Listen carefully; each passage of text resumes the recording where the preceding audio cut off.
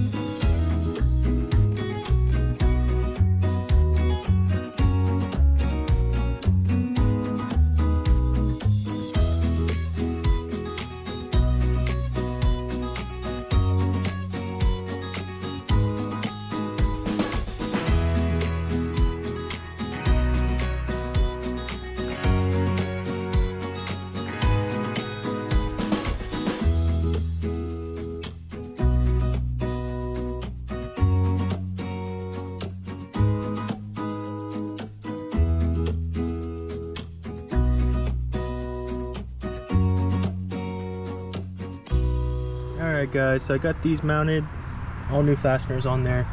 I didn't mention put new step plates on here. Got some grippy stuff, so no slipping around. As you can see, got my covers on, got everything under there greased up. Next thing I'm going to do, like I said, is work on this cylinder.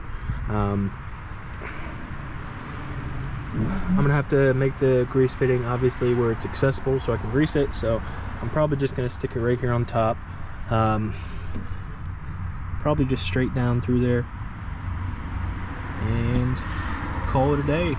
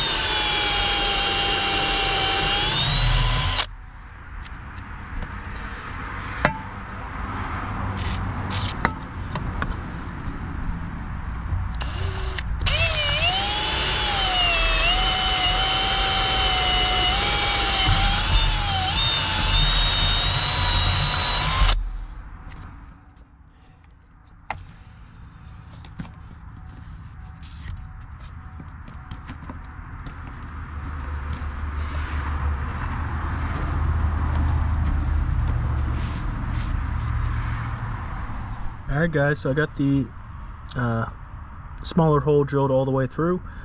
So I'm gonna try. I don't know if you guys can see that or not. I just tried to get it as center as possible and also center it in the bushing as much as possible. So hit onto the bigger drill bit and then I'll tap it out for the grease fitting, and that'll be it. Simple as that. This is the nice little kit that I'm using. Got it from Columbus Fasteners, located in Columbus, Ohio. It's got all the different size Zerk fittings, big ones, 45s, 90 degrees. So I'm just going to be using a standard Zerk fitting. Got the proper size tap. These are actually tapered taps also.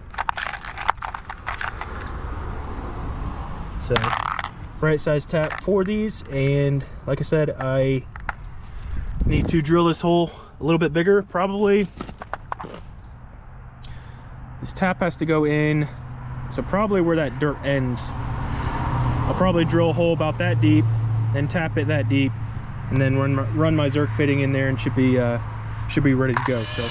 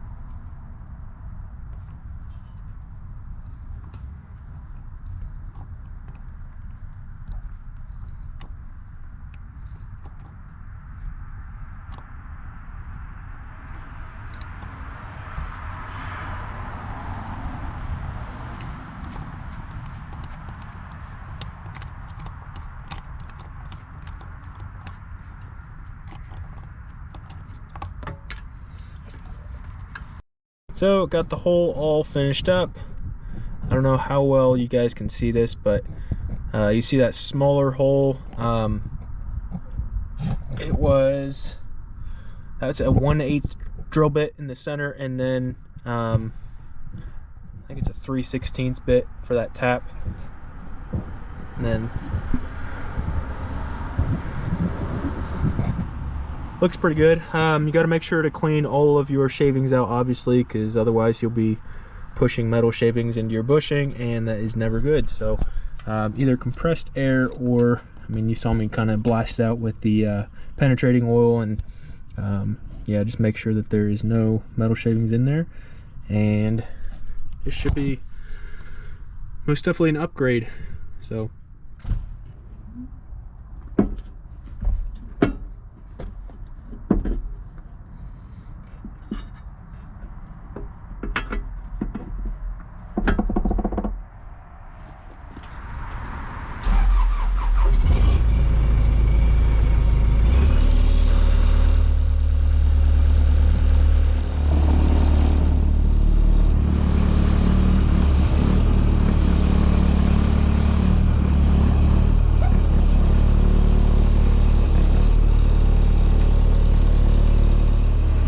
guys, so that is a wrap on this thing. Like I said, I was just trying to clean up this whole plate area a little bit, grease up all the pins. That's most definitely an upgrade, adding that Zerk fitting. So yeah, this thing should be ready to roll. I'm gonna have to grind these welds down a little bit. We actually took it to a machine shop, and they did a really nice job welding all across this. There was a big crack that went from about right here to about right here on this front plate. they gouged it out and then did a pretty good job welding it. So yeah, I'll probably get all that painted up, and this thing should be ready for the stump grinder. That's kind of why I'm trying to beef this plate up a little bit, because that stump grinder has a lot of side-to-side motion on it. So if you haven't watched that video on the stump grinder overhaul, I'm actually going to post that here in a few weeks. So yeah, stay tuned for that video also. I appreciate you guys watching, and I will see you on the next one. Thank you.